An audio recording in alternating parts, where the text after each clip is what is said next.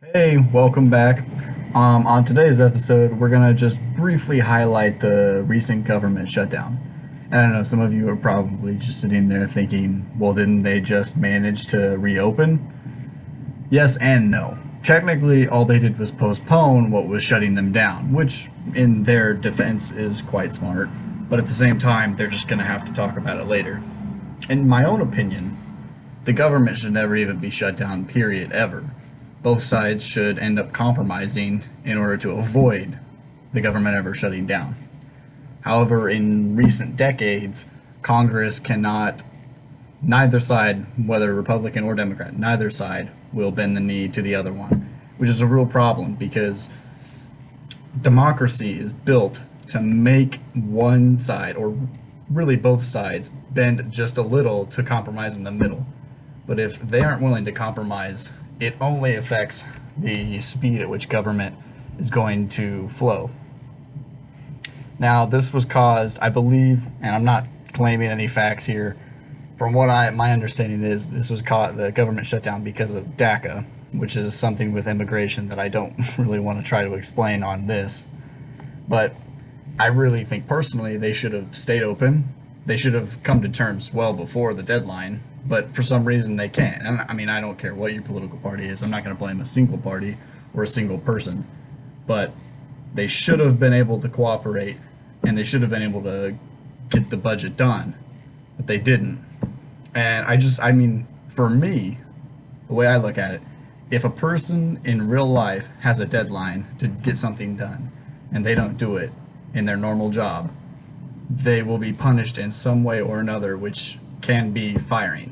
So I think personally it'd be kind of funny if their jobs were all on the line, if they didn't get it done and they all got fired and they couldn't rerun for it. Because you're gonna find out for me is the people that are in power now, in my opinion, are all very lazy and more interested in staying in position than actually serving the people that they're elected to serve. And I'm not trying to offend anyone by that, but I'm saying pretty much everyone is. Now, I'm not going to name any specific names. I don't really have any specific names because all I need to do is look at it from the outside perspective as a whole and see that nothing gets done. Everyone argues about everything, and I can tell that no one is willing to compromise. And I'm sure some of you will claim differently. Like I say, this is my opinion. But I think it's interesting to look at the government and see that they're more willing to postpone stuff to a later date than they are to actually fix it here and now, which I think is a very telltale sign of why we're in so much debt. Because the government, instead of trying to fix the problem, instead just pushes it off further and further and further until it's to the point where the United States is now into trillions of dollars of debt. And I don't know what I was looking at.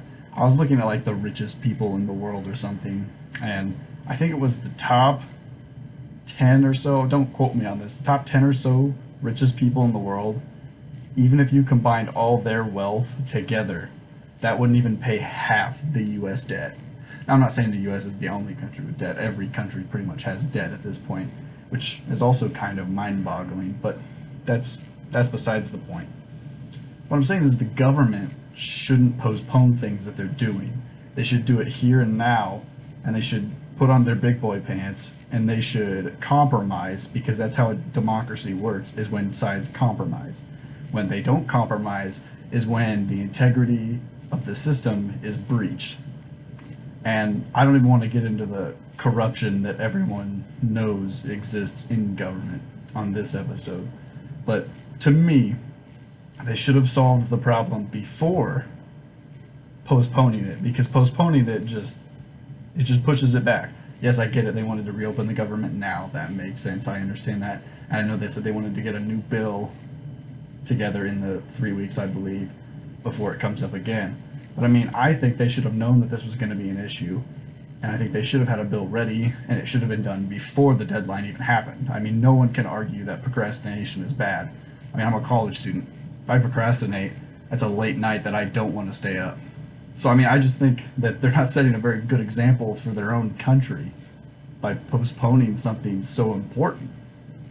And the fact that they have no consequences to me is kind of mind-boggling. I mean, there should be consequences. If you don't do your job, there should be some sort of consequence, regardless of what your job is. I mean, even if the CEO doesn't do his job, there will be consequences. I mean, I don't care who you are.